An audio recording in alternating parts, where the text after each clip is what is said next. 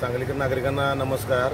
आम्ही लोकहित मंचच्या वतीनं वारंवार सांगली मिरज महानगरपालिका क्षेत्रात कुत्र्यांचं एवढं झुंड आणि कुत्रे एवढ्या प्रमाण वाढले की नागरिकांचा जीव धोक्यात आलेला आहे।